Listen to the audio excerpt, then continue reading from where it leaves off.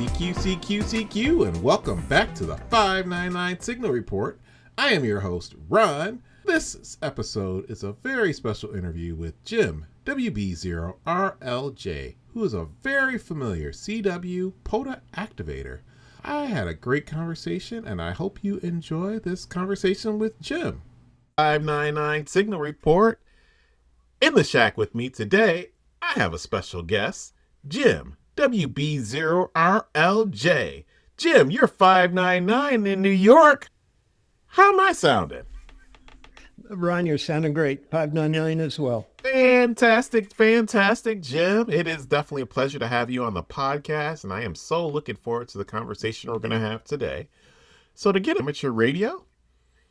Sure. Yeah, it all started with my dad.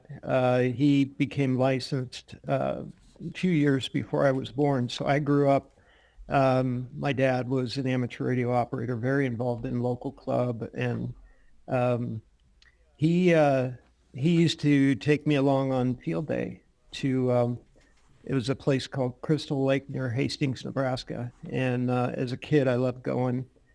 We'd camp out, spend the day, and just kind of observing the operations there. It was great fun. Definitely captured my interest. My dad got me involved in a teen class that was sponsored by one of the amateur radio operators in our town, K0FJT, Pat Patterson. There were about 7 of us, and we all learned novice theory and Morse code. So that was my start. So that was the start. That was the start indeed, because I know back then there was a code requirement to pass. Yep. So what was the code requirement, and how did you get started at hitting the 5 words? Yeah, it was 5 words, and pretty much one character at a time. We'd learn a few at each class. I forget how long the class went on, but I just remember it going very smoothly. I thoroughly enjoyed Morse code. Yeah. Had a lot of fun with it. Yeah. What was your biggest challenge back in those early days for learning the theory, learning Morse code, and getting started? Well, I was not much of a studier when I was a young guy, and buckling down. My dad had to kind of push me on the theory side, but eventually it kind of caught hold, and I started to really enjoy learning. But I think, I got my novice on the first crack, Nice. But the general took a couple of times. General, I think, was 13 words a minute. I didn't have a problem with the code. It was all theory. At the 13. And yeah. Wow, very cool. Yeah, no, I could definitely imagine. There's a lot of theory in there, and then the 13 words. It's not the easiest thing. But so talk about that. So you got your general, and then. Yep. I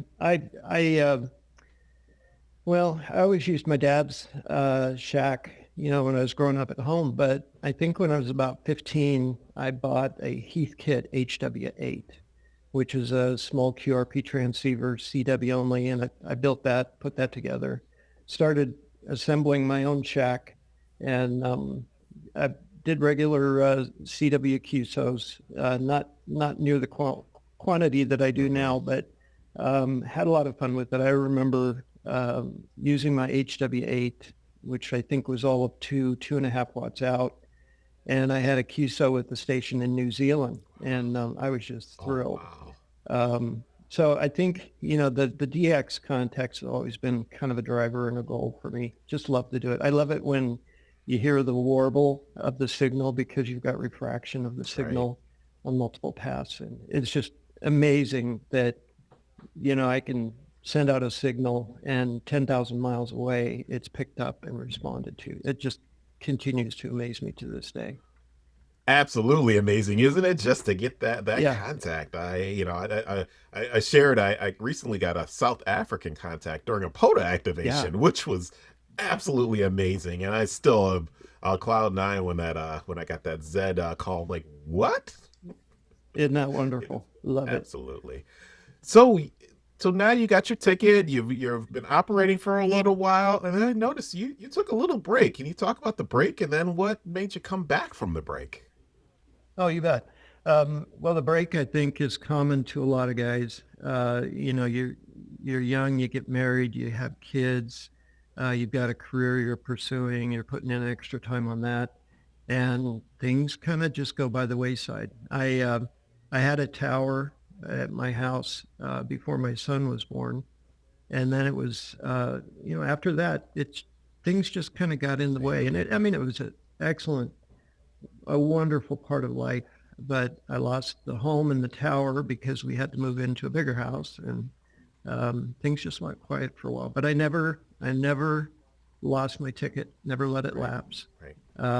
In my head, I was always doing Morse code. I never forgot any of it, although, my proficiency definitely suffered. So back in 92, I was doing some work clearing out the basement, and I ran across my dad's. I have a couple of my dad's rigs, and I got one out of the box, and I remembered when I first got that after he passed, and I took it up to show my wife, and she really strongly encouraged me to get back into it, and I did. It was almost immediate. I started planning and plotting how to set up a shack and an antenna. And I knew at that point, and this was back in 22, I knew at that point I wanted to regain, Morse code operations, the skills I used to have. Absolutely. So back in 22 is when you came back. You took your break. Yeah. Then you came back and there's POTA. So talk about Oh my Parks on gosh. the Air and how'd you find it? And let's start with that story. Oh yeah. So I think the first thing that caught my attention was the digital modes. But yes, to answer your question, getting back into amateur radio, I just saw, incredible opportunities of different ways to get involved. And of course, I think for a lot of guys, my first discovery was digital, Okay. FT8, and then into FT4. Played around with a radio teletype, which I used to do years ago with an old VIC-20 computer. So digital modes have always been kind of a real interest for me. Never been much of a phone guy. So FT8 caught my attention, and then I really wanted to buckle down and start bringing the CW skills back. Gotcha. So I looked around at different things to do, and I ran across CW Ops. Oh, Started studying, reading up on CW Ops, and I was determined to get into one of their free classes. So I started out at the intermediate class level, and it just went from there. The instructors with CW Ops were just phenomenal, and the camaraderie that you build in the CW Ops classes. I still talk, catch a QSO with these guys from time to time, and we all kind of band together to do a CW contest as a team, things like that. So, but CW Ops, I can't say enough good stuff about it. Absolutely. And definitely, we've talked about on the podcast, we've talked about CW Ops and the CW Academy as a part of it. So sounds like you built a community during that and as you were learning and growing at the same time. Yes, we did, especially in the advanced class. People were just we were just a comfortable group of guys, and it just has continued on. So how many classes did you do in CW Ops? And you are a member of the Ops at this point? Yes, I am. Yeah, I was nominated a couple of years ago. I did the intermediate and advanced courses, and I actually got nominated for CW Ops before I finished the advanced course, and I think a large part of that goes back to my involvement in Parks on the Air. It's when you do CW every day and you activate every day, proficiency can grow fast. I think, I discovered POTA somewhere along the way. And I thought, what the heck is POTA? And I started looking into it, my first involvement was single sideband, and, it was fun. But I still wanted to get back into CW. And so that came pretty quick. I started activating, November 5th, 3 years ago. So a little over 3 years now is when I started my string of activations, and I've activated every day since then. So it has been every day. Wow. For Yeah. almost over 3 years at this point. Yeah. Yep. So, December 31st was my full 3 calendar years, but I'm 3 years plus. It's about 1,150 days, somewhere in there. So That is I don't amazing. know why I'm doing it. If you ask me why, I'm just having fun. It sounds like it, and definitely you are definitely a well-known activator. And when I turn the rig on and you're there, I always call. I think we're over 60 QSOs at this point, Jim. Yeah, yeah. Well, I think that's one of the fun things people discover is they can get that repeat offender award since I'm always at the same, Right. typically at the same park every day. They can rack up those QSOs, and you can your max is Right. 500, and then you'll get all of the repeat offender hunter awards. So Absolutely. And it is absolutely great to have you on the air. And it's also good you record all your QSOs. I do. Yep, I've got a YouTube channel. It's nothing fancy. It's pretty much just a video log of my QSOs. But um, I like being able to go back and listen to certain parts or whatever. But I think the hunters out there like to hear how they sound on my end. If they're testing an antenna or a new rig, or they're a new operator, they want to review how the QSO went, things like that. I think it's valuable for that. I really don't like editing videos, so it's a straight shot, and I just publish Yeah. it. Yeah. So It's great. And you have it up so quickly. I usually check and it's there the next day or the next morning. yeah, that's because I don't cut any of it. It's end to end without any breaks. So Very cool. And we've on this podcast we've talked about the advice you've given to avoid the inevitable pileup. Do you want to talk a little mhm. bit about that advice? And I'll definitely be a testament that I follow that advice. And then usually I get you to the Okay, first or second time I call. yeah. Well, I my advice isn't. I mean, it's not unique to me. It's just observations that I've had along the way.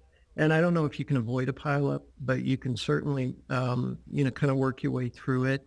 Um, and there we may get into this a little bit, but I think over the last year or two, there are a ton of new CW operators out there.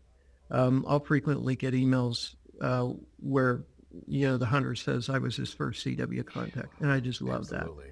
And with new operators out there, they're still trying to figure out the flow of the POTA QSO. What's the best way to be heard? What things should you not do?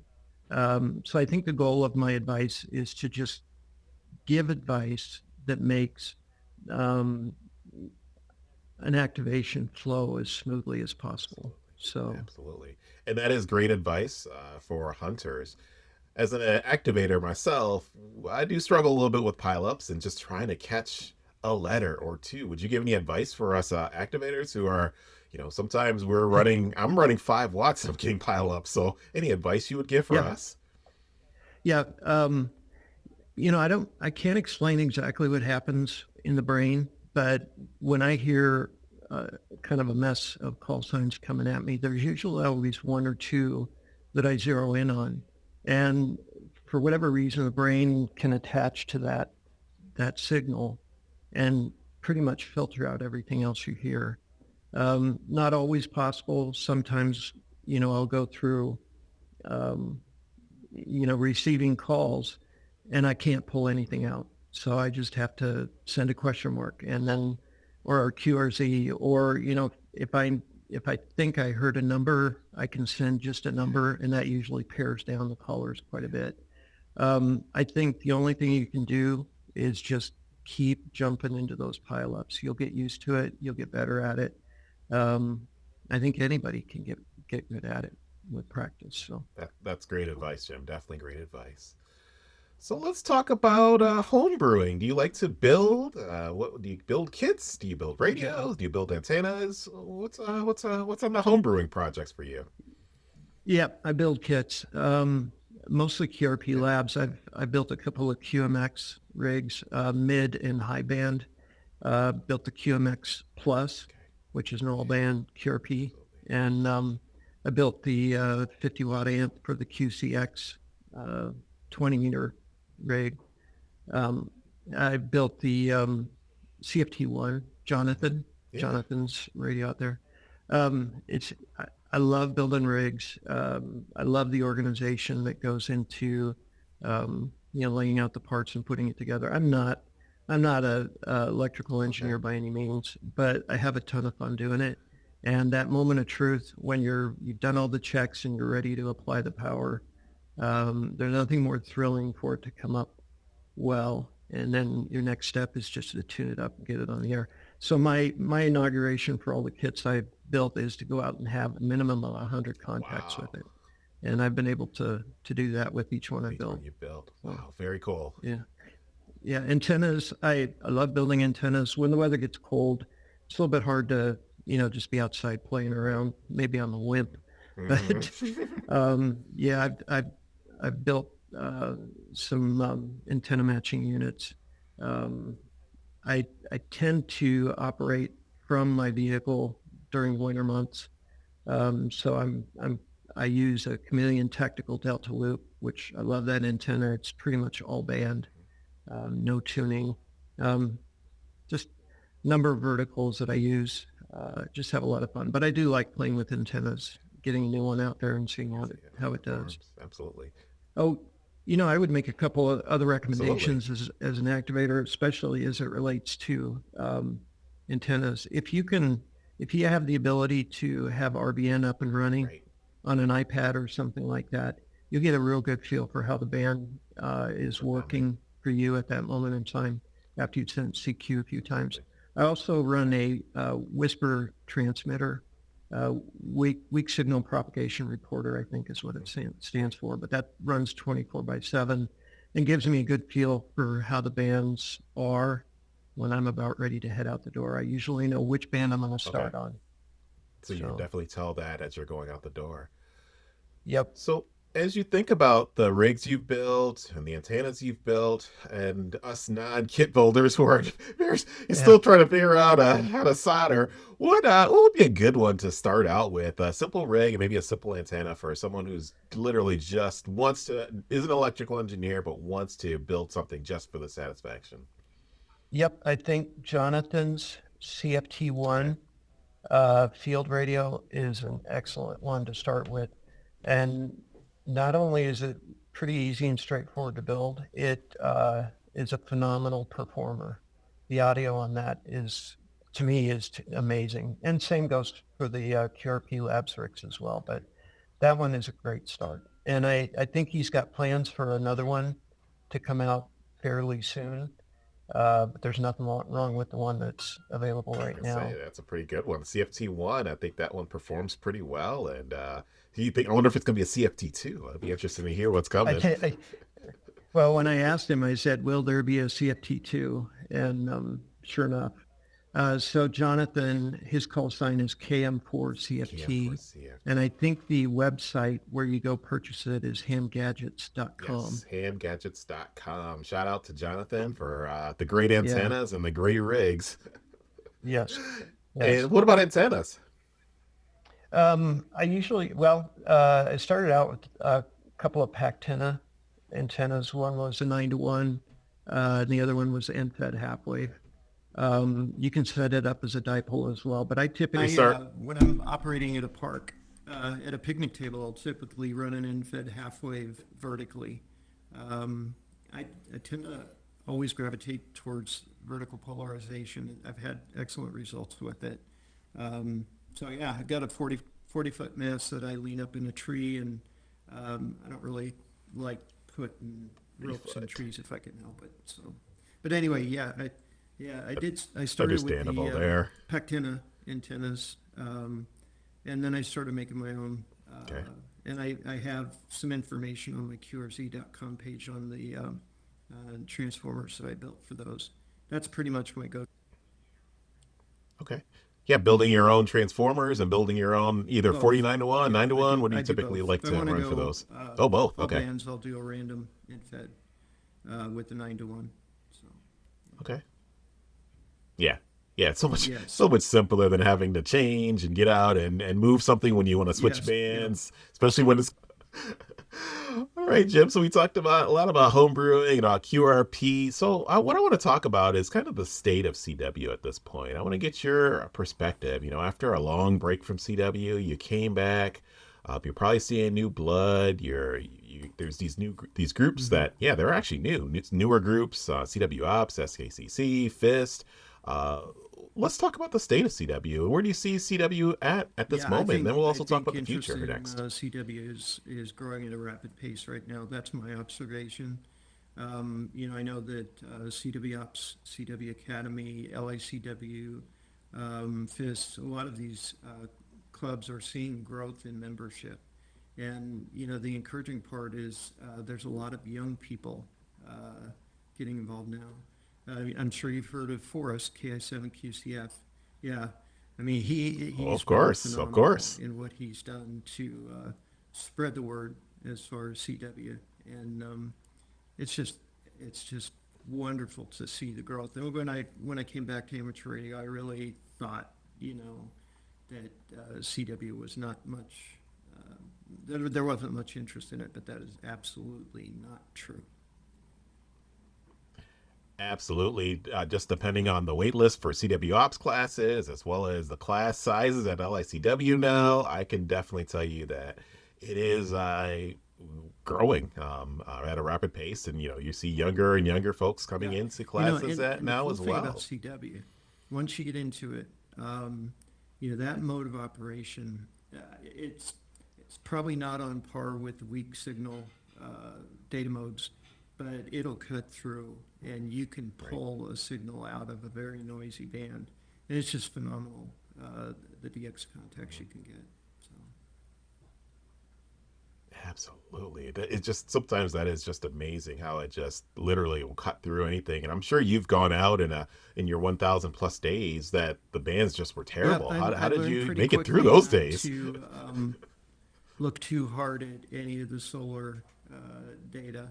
Um, I think a lot of guys will take a look at that little chart on QRZ.com and say, oh, it's terrible. I'm not going out today. Right. I have never had a day, even in the worst of days, when I think we had a KP index of 8 or 9, almost 9, not too terribly long ago. I was still able to make contacts.